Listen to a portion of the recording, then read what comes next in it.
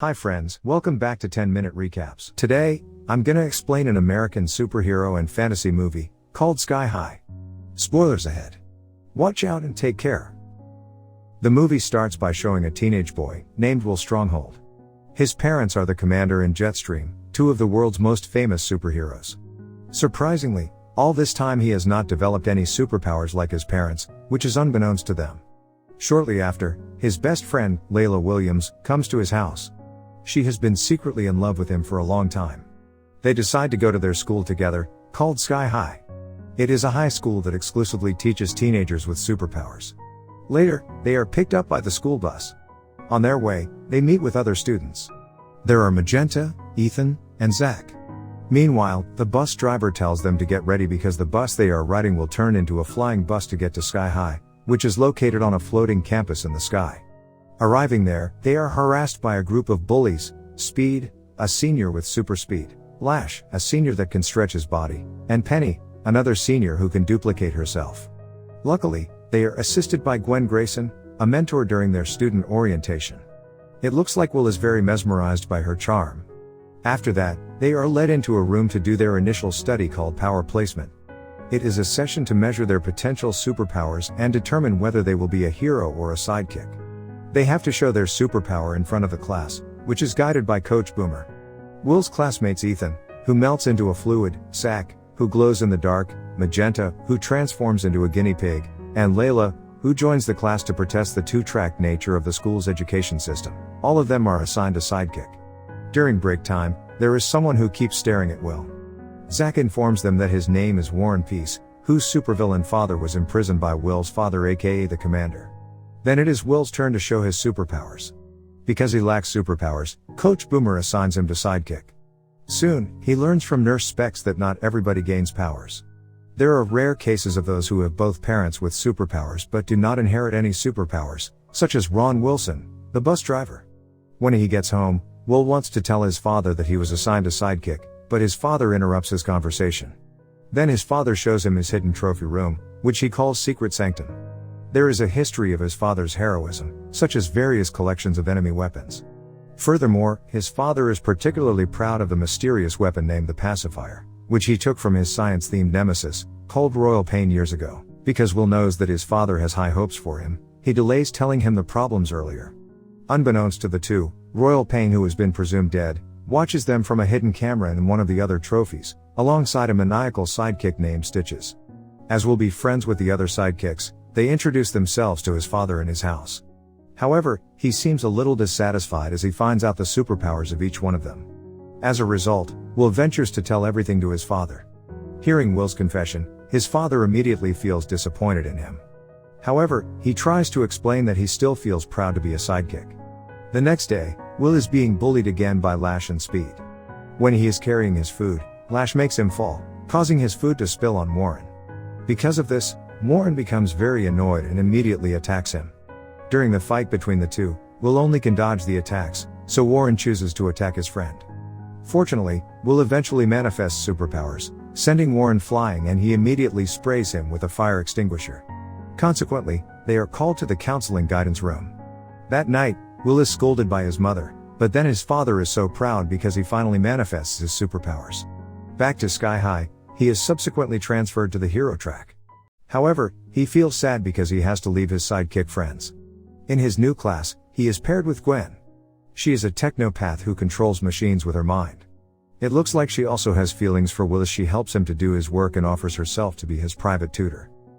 Soon, he inevitably becomes popular at the school and unable to hang out with his sidekick friends. One night, Will and his family have a guest who turns out to be Gwen. At first, she intends to help Will in doing his homework. Eventually, she has dinner with Will's family, asking Will's parents to attend the homecoming dance to accept an award for Superhero of the Year, which they accept. While walking back to Gwen's house, Gwen asks Will out to the homecoming party. Sure enough, he happily accepts the invitation, then becomes her boyfriend. At the same time, Layla meets Warren in a cafe, which turns out that he also works there. She then reveals to Warren that she has loved Will for a long time and she wants to invite him to the homecoming party later, but she is insecure because she thinks that Will is already in love with another girl. The following day, Will begins spending more time with Gwen and her group, thus ignoring the sidekicks. On the other hand, Layla seems to keep approaching Warren to make Will jealous of her. On the night before the dance, Gwen tricks Will into throwing a party at his house. He then plans to invite his other friends to the party, but Gwen forbids him because the party is dedicated for Hero only. She instead asks if there is a more private room for the two of them. Finally, he takes her into the secret sanctum. When the two are kissing, it is seen that Speed uses the opportunity to steal the pacifier without being caught. In the meantime, Layla comes to Will's house intending to meet him. Unfortunately, Gwen lies to her, saying that Will has no feelings for her. Knowing this, she immediately leaves the place and will not interfere with Will's life anymore. Will then finds out that Gwen has lied to Layla. Therefore, he breaks up with her, refusing to attend the dance, even though his parents were invited as honored guests. After a while, Will's parents suddenly appear and force everyone in the house to leave the place. Will also tells his parents that he does not want to attend the dance party. He also calls Layla to meet him at the cafe so he can apologize for what just happened. There, he instead meets Warren, who reveals that Layla approached him just to make Will jealous. Later, Will looks through his father's old yearbook and sees a student who resembles Gwen holding the pacifier, which he subsequently discovers has gone missing. Reasoning that the student, Sue Tenney, was Royal Pain and that Gwen is her daughter, he instantly calls Ron to take him to the dance party. At the dance party, Gwen reveals that she is actually Royal Pain herself. During her confrontation with the commander, she uses the pacifier, which turns its target into a baby. She also says that she has waited many years to exact her revenge.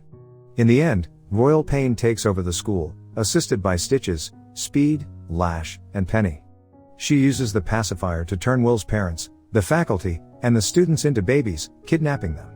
She also plans to start a supervillain academy and raise the children as supervillains as revenge for being written off as a sidekick in her youth. But luckily, Warren, Layla, Zach, Ethan, and Magenta manage to escape through the air duct. A few moments later, Will arrives at the school with Ron and manages to meet with his friends. He then apologizes to Layla and teams up with the others to save the day. Not long after, Lash, Speed, and Penny find the sidekick. Warren tells Will to face Royal Pain, while he and the others will face the three of them. Long story short, Warren and Ethan are able to defeat Lash and Speed. On the other hand, Layla, who is angered by Penny, inevitably brings out her strength. It is revealed that she has the power to manipulate plant life, defeating Penny in the process. The sidekicks demonstrate their heroism after Royal Pain sabotages the school's anti-gravity drive and their powers come in handy to restart it. Apparently, Will discovers that he has Jetstream's powers of flight when he is thrown off the edge of the school grounds by Royal Pain. Using his new superpower, he tries his best to prevent the campus from falling. At the end, Royal Pain and her henchpeople are defeated and imprisoned in the detention halls. Besides that, Will's parents, the faculty, and the students are returned to their proper ages. Will's parents also thank all of the sidekicks and admit that they are the true heroes. The movie ends happily as Will and Layla finally kiss by hovering outside the school.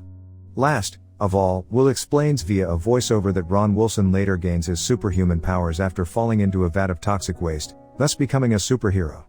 Additionally, he and Layla have become a couple, he and Warren became best friends, and he and Gwen, who along with the other bullies went to prison, become arch enemies.